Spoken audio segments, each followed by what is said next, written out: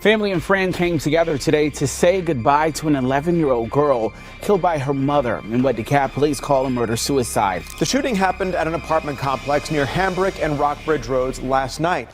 Family and friends cry out in pain as they come together to remember Makenzie Briddy. When a sweet and innocent 11-year-old girl was murdered by her own mother, the world was shaken to its core. But it's why the mother murdered her own child that was the most shocking and saddening thing of all. Makenzie Briddy was only a young girl, but she had a lot of good things going for her. She was bright, popular, interesting, and fun. She was also the model student, doing well in school and excelling in all of her classes, something that teachers and other members of staff heaped praise on her for. Alongside that, Makenzie had lots of friends and people who loved to hang around her and be part of her fun little world. For an 11-year-old, she certainly was the life and soul of the party. As well as being popular, Makenzie had a massive passion for clothes and fashion. She loved to look good and enjoyed going shopping and picking out outfits. She had dreams of one day becoming some kind of fashion designer, or maybe even a model wearing the latest outfits on the catwalk. Sometimes she would even try on different outfits and pose in front of the mirror, strutting up and down and pretending that she was in a fashion show. This little glint of passion in the young girl was what made her so lovable and gave Makenzie the potential of a bright future.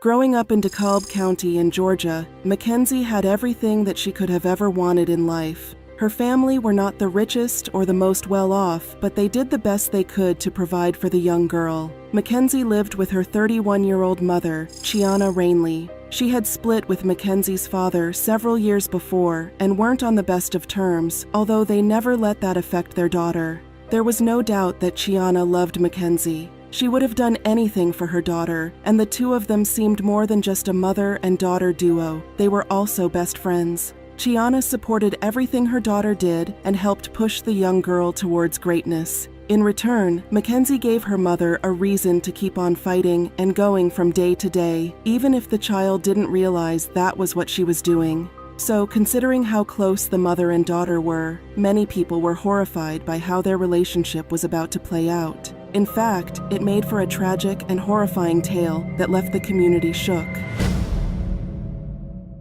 The shooting happened at an apartment complex near Hambrick and Rockbridge Roads last night. Police received reports of gunfire at the apartment complex near Hambrick and Rockbridge Roads and rushed to the scene to investigate. Gun crime is something that they wanted to try to stamp out in the area, as it was something that was plaguing it. Initially, the authorities thought it might be people messing around with guns and it had accidentally gone off. That wasn't unheard of, though in the back of their minds, they knew that it might be something more serious. Because of the high level of gun crime in the area, cops had seen their fair share of death at the hands of these offensive weapons. They had attended incidents related to domestic violence where a gun was involved, gang rivalries that ended in shootouts, and homicides committed by people with guns. So they knew that a death, or maybe even some kind of injury, was likely. But never in a million years could they have imagined what was awaiting them when they forced their way into the actual apartment where the gunfire had been heard. Arriving at the scene, everything looked normal. Outside of the building, nothing was out of place or caused the cops any kind of suspicion, so they made their way up to the apartment where gunfire had been reported. Knocking on the door, there was no answer. They tried again, but once more the door did not open. But the police were duty-bound to investigate, so they tried the handle, hoping it was unlocked. Unfortunately, the door had been locked from the inside, forcing the police to break the door down to check on the welfare of whoever it was that was living in there. Breaking the door open, the cops walked in with their guns in their hands, but what they saw made their blood run cold. There, on the floor of the apartment, were two bodies. One was Chiana, and the other, much to the horror of the cops, was Makenzie. It was clear that both of them were dead, and they were both laid in pools of their own blood. The two bodies lay a short distance from each other, and initially, police wondered what exactly had happened in that apartment. But when they got closer, things became much more evident. Both Chiana and Makenzie had bullet wounds. It was these injuries that had killed them both. But who had been the one to pull the trigger? Was it some kind of intruder? Perhaps it was a relative, or maybe even Makenzie's father. All of these thoughts went through the minds of the police officers as they looked around the apartment and called for backup. It was a devastating discovery, and one that, when it was announced, shocked the entire community and brought Makenzie's loving family to their knees. How could something like this happen to such a young and innocent girl? What had she done to deserve such a death at such a young age? These were all questions that the police were going to strive to answer. When backup eventually arrived, the police made another shocking discovery. On the floor, not very far away from Chiana's outstretched arm, was a gun. This answered one of the most burning questions, and it told the police something incredibly shocking. The person who shot Makenzie was Chiana herself. Investigators found Rainley then turned the gun on herself. Investigators confirm an 11-year-old girl was shot and killed by her mom last night. Detectives then say that mom turned the gun on herself. But what had driven Chiana to pull the trigger and kill her daughter and then herself? As far as the police could tell when talking to family and friends, there was nothing that was worrying or upsetting Chiana. No one had reported that they were worried about her, and there was no evidence of any kind of struggle or fight in the apartment. Everything had been normal, and suddenly, bang, bang, and with those two shots, the community was rocked and changed forever. Very shocking. I've been living here for 5 years, 5.5 years, going on 6. And nothing like that has ever happened here before. Police talked to family and friends, hoping to understand what had happened and what had led up to this tragic murder-suicide. But everyone that the authorities spoke to say the same thing. There was nothing wrong or worrying about either Chiana or Makenzie. Things were normal, and no one in a million years could have ever guessed what was going to happen. Even neighbors who lived in the apartment were shocked by what had happened. They knew both Chiana and Makenzie personally, and they confirmed what the police were starting to suspect. The two of them were perfectly normal, happy, and fine. There was nothing out of the ordinary or worrying about them or their behavior. The tragedy was certainly felt by those who lived near the mother and daughter. Never involve your children, especially taking their lives. That's pretty scary. My heart just goes out. Like I said, child didn't have a chance to live, grow. And like I said, who knows what mother was going through, Who knows what the mother was going through. Frustratingly, there seemed to be no motive at all. The authorities were drawing a blank on any reasons why Chiana might have killed her daughter and then herself, which meant they could offer no real answers or closure to the family. They would forever live with that question hanging over them, leaving them wondering what, if anything, they could have done to change this story. There was one thing that the family clung to: their religion. They were Christians and had faith that their loved ones were in a better place. They didn't understand what had happened or why it had come to pass, but they knew that they must have had a plan. It would never bring them back, but it gave them some amount of comfort in a time that could have easily ripped the family apart with grief.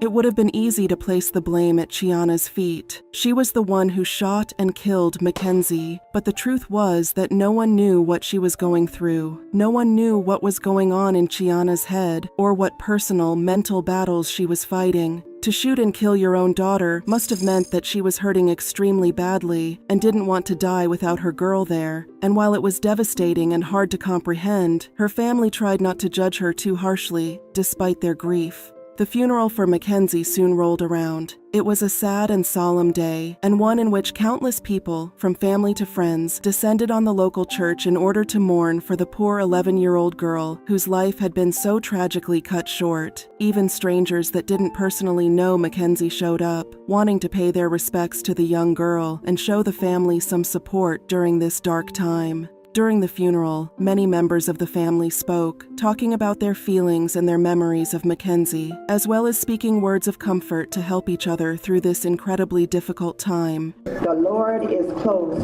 to the brokenhearted and save those who are crushed in spirit. This has been a very difficult time for both families. That was Auntie's baby, my twin, the love of my life. I could say a lot, but I would say that I'm broken. Have a lot of questions, but they say don't question God. She loves to be around people, to have fun, and most of all, she sees every single person in this room as a brother or sister. She'll never be forgotten, because I look at each one of y'all, I see Makenzie in each one of y'all. It was a difficult day, but finally Makenzie was laid to rest, where she could finally find peace. She might not have got to live her full life and live up to her full potential, but she was given a send-off fit for a princess. It was the least family members and those in the community could do for the poor young girl. Kiana's funeral was a much more low-key affair. While her family tried to understand her motives and offer some kind of forgiveness, or at least understanding, the general public in the community were a lot less forgiving. Far fewer people turned up to Kiana's funeral, which put on full display the community's disgust at someone's willingness to kill their own child before killing themselves. It was an incredibly selfish thing to do. Why Kiana shot Makenzie before turning the gun on herself will never be known. That secret died with the mother and daughter. Police, friends, and family can only speculate on what had happened and what had driven the mother to shoot her daughter, someone who she supposedly cared about and loved more than anyone else in the world. There would be no justice for Makenzie, not really. The person who had shot her, her own mother, was also dead. All that people could do was try to understand what had happened and what had been going on within Kiana's head at the time she locked the door and pulled the trigger. There had to be something behind it, some kind of reason, but that was going to be something that the cops and the family would forever speculate on. All that they could do now was try to remember the happy times and help Makenzie's memory live on. Perhaps Kiana was suffering from some mental issue that had gone undetected for far too long. Things like this can and do sadly happen, and it's important to reach out and get help if you or someone you know is going through something where they are struggling mentally. It could make all the difference in their life, and maybe even prevent something horrific like this ever happening again. There are organizations out there who can and will help, so don't be afraid to ask for help if you need it. You need to have family members checking on each other. It's extremely important, like say, somebody, check on her. I hate to hear about that. It's tragic. I'm just going to put their family into prayers, put prayers up for the family. So now it's over to you. What did you think of this heartbreaking story? What do you think drove Kiana to shoot Makenzie and then herself? We love to hear from you, so be sure to leave your thoughts, theories, and opinions in the comments section down below. Please give this video a like and a subscribe, and as always, thanks for watching.